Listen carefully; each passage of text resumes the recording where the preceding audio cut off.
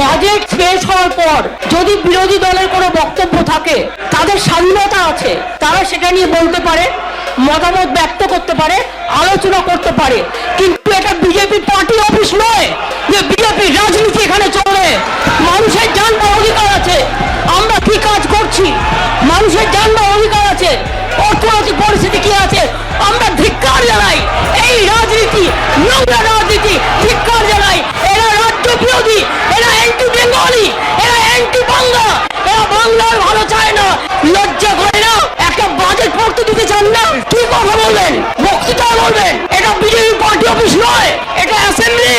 63 member 147 জন এমপিকে suspend করেছিল parliament, 147 জন এমপিকে suspend করেছিল parliament. আমরা সে পথে যেতে চাই না, মনে করিয়ে দিলাম। তুমি দুর্বল হতে পারো, আমি দুর্বল নই, আমরা লড়াই করে নেবো।